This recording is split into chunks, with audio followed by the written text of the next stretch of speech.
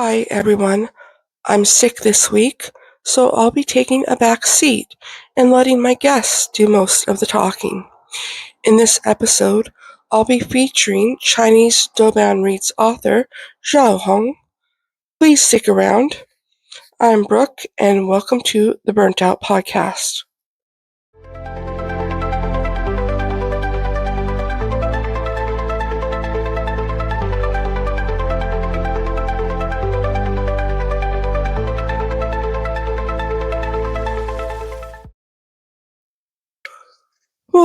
Mei could foresee the future, yet he could not stop the living from resolutely rushing to their fates like moss to a flame.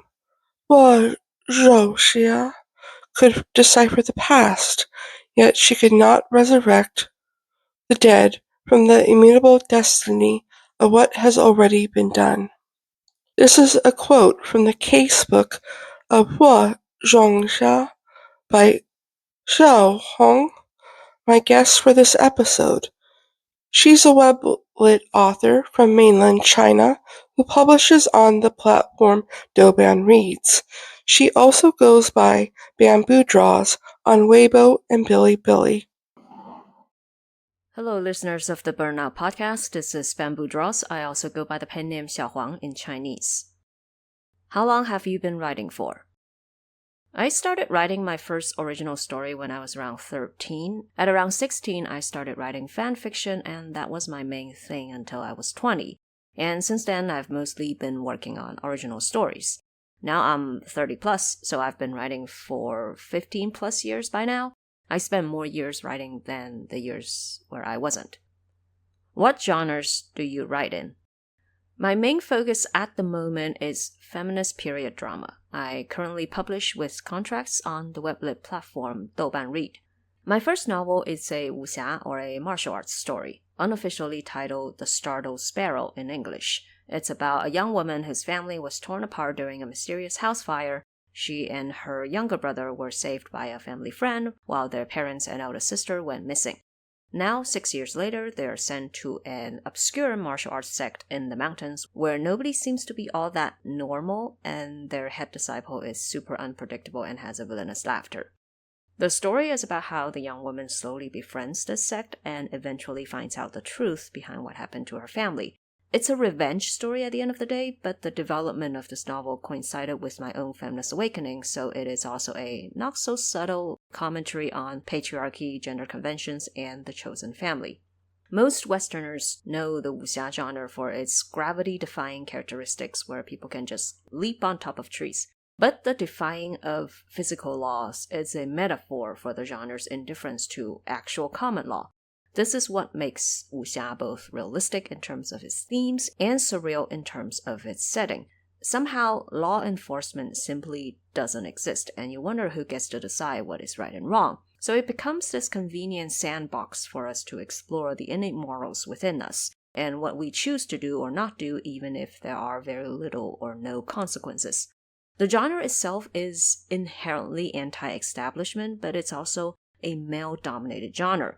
While many male writers critique things like wealth inequality, racism, or imperialism, they naturally do not see patriarchy as part of that establishment.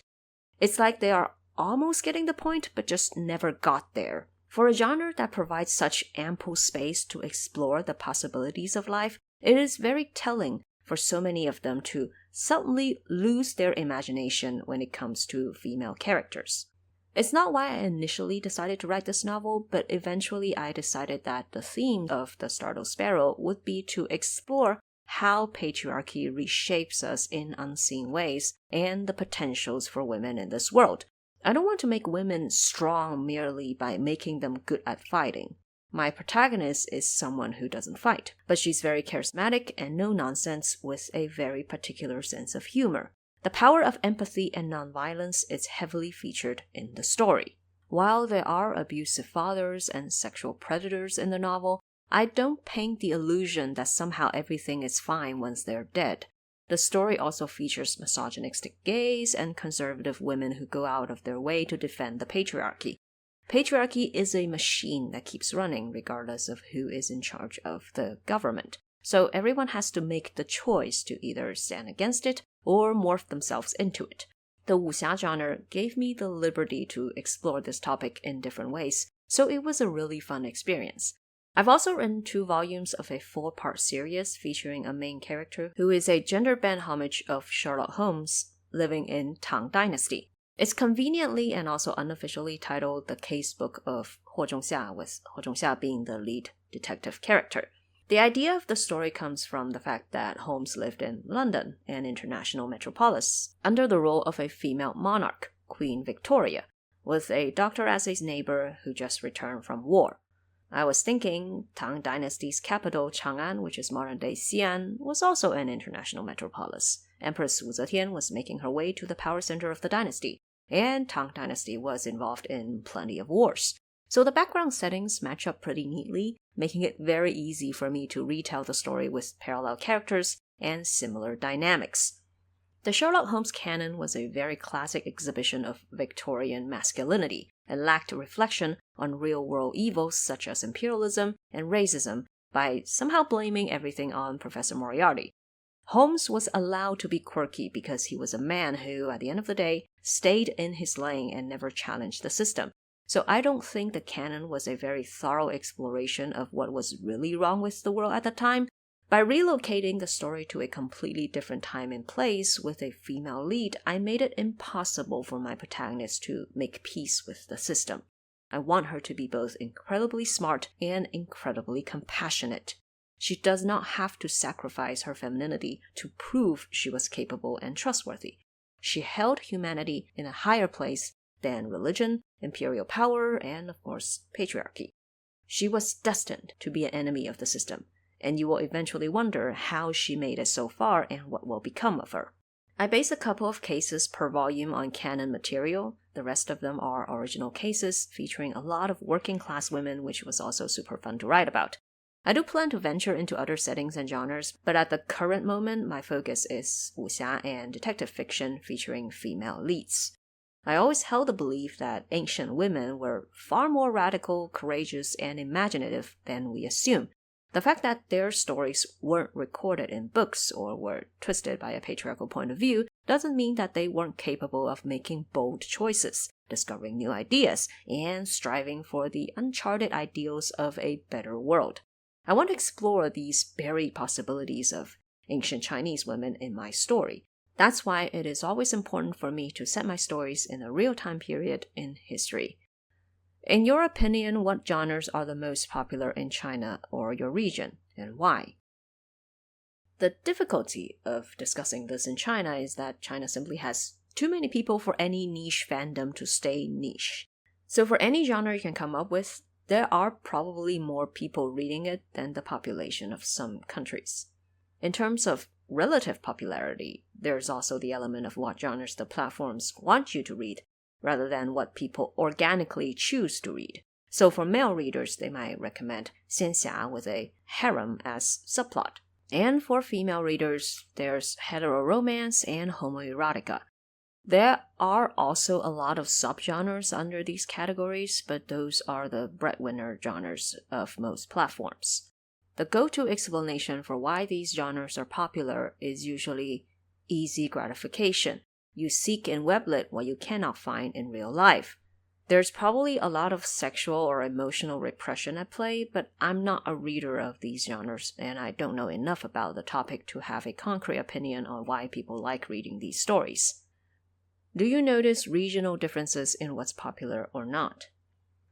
Based on my unhealthy addiction to BookTube, I have noticed interesting gaps between what English and Chinese readers prefer in terms of popular fiction. To put it simply, the stories that become book talk sensations nowadays seem to be the same type of stories that made their name in the earliest days of Chinese weblit. Like, the latest book talk hit in 2025 reminds me of a cliché Jinjiang novel from 15 years ago. A lot of the tropes in book talk stories feel very obsolete from a Chinese reader's point of view. Like, book talk is still full of petite, pale female leads and displays of very conventional masculinity. That just feels so 2010s. I think most Chinese readers have moved past those conventions and reinvented the genres several times over already. But again, China has a much bigger and more mature weblit industry. Many writers and readers do just fine without ever having traditional publishing involved. That is not yet the case in the English publishing world. So a bad Chinese weblit story might get buried as soon as they're published and the writer can simply move on without anyone noticing, whereas a bad English book talk story may very well get published and go on someone's shelf when it was too late to say this was a bad idea. So the reading culture and processing time is vastly different in the two circles. What are the expectations of weblit readers? How do people generally react towards your work? I think this really depends on the platform. Most platforms expect you to produce more stereotypical weblit stories that manufacture stimuli and hooks, trying to capture the reader's increasingly short attention span. Whereas Douban Reads has a smaller readership because it is like a traditional publisher but moved online. Here you can find a wider range of slow burn stories that deal with realistic and mature topics that don't rely on quick gratification. So in general, the readers here are also older and more mature. They are much less entitled, reactionary, and judgmental than the readers of other platforms. I've received mostly positive reviews for my stories, which is more than what I could have hoped for. I think in general my readers praise my writing from one of two angles. One is that my stories challenge conventional thinking and expand their views on the complexity of humanity. This is done mostly by the complete obliteration of heteronormativity. Readers come in expecting a heteronormative story, so when queer characters just suddenly pop up, they are pleasantly surprised. Seeing queer characters written with respect and nuance is like opening a new door for them. In that way, I am also able to have in-depth conversations with my readers on serious social issues. The other angle is that my prose creates vivid images of the world and characters. More than one reader has told me that my story is very suitable for audio and visual media, which I take as a high compliment. It means my world building is thorough and believable. Plus, I also wish to see my work adapted into other media forms, so knowing that it is adaptation ready is honestly very reassuring. Because guess which other story was super media ready and works on both audio and visual media? Journey to the West, my favorite book in this world. Why did you choose weblit publishing? What makes it a better option than traditional publishing? It's not so much a better option, but rather the only viable option for me. Self-publishing is costly, and if you have no way of selling it, there is no point. Weblit is easy and cost-free. This is a much more accessible way for me to reach potential readers and build my profile. So it did not take me very long to give up on traditional publishing and focus solely on online platforms. Explain censorship issues you've experienced. I've only experienced that on Xinjiang. For a platform that makes a living on human sexuality, they sure are so sensitive about anything potentially sounding too sexual.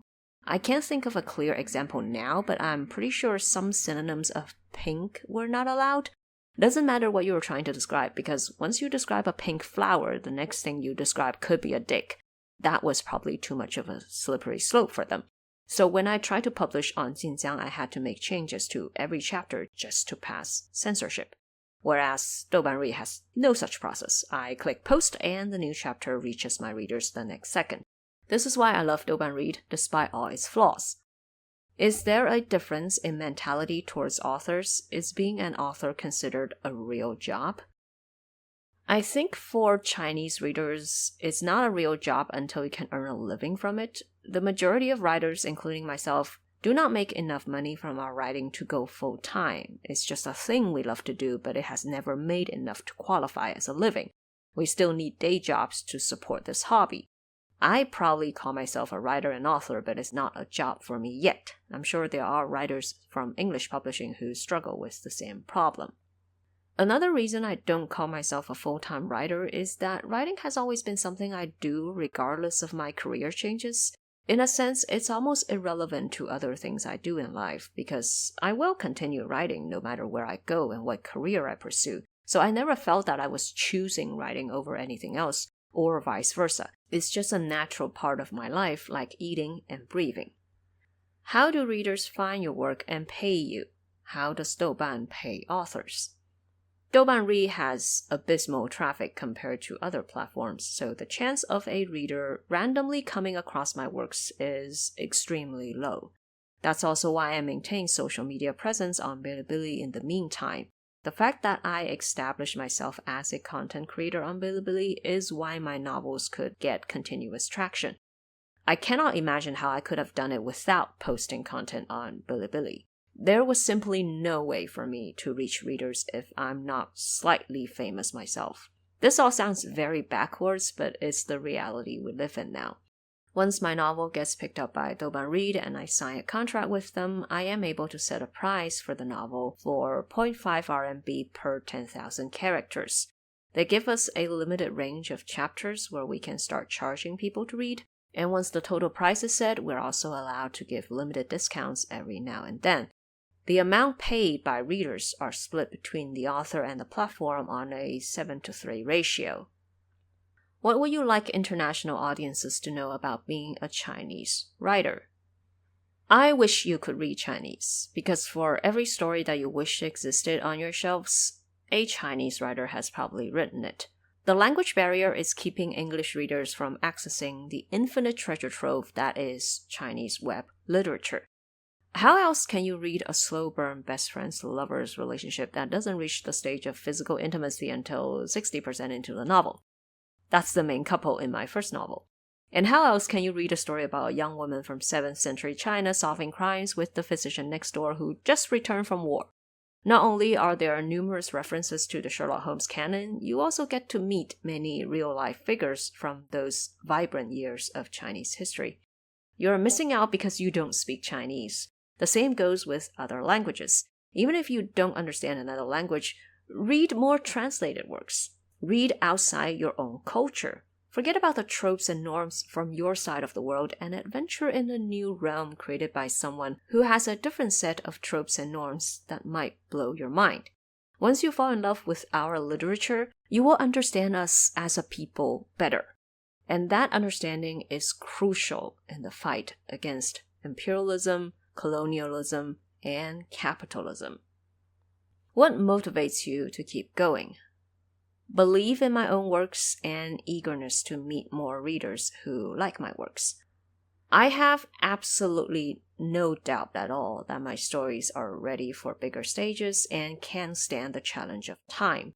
I think my novels are the type of stories readers didn't know they wanted until they read them. My readers have given me more reassurance and confirmation than I could have ever asked for, so I know my stories have just as much meaning to them as to myself. I will keep going because I know many of them are still out there trying to find me. I know we will click, so I will keep writing to boost the chance of us finding each other. Plus, I just simply love writing. I think being able to be a storyteller who can put my imagination into precise language is both a pleasure and a privilege. I love the process of writing, I love reading my own stories, and I love reading reactions from my readers. I strive to be the type of creator that I would admire as a fan. I think that passion has always kept me going, no matter the circumstances. Thank you, Bamboo Draws, for appearing in this episode. And listeners, if you're interested in further reading on my guest's work or the Wuxia genre, I'll be posting links below. Thank you for listening and take care.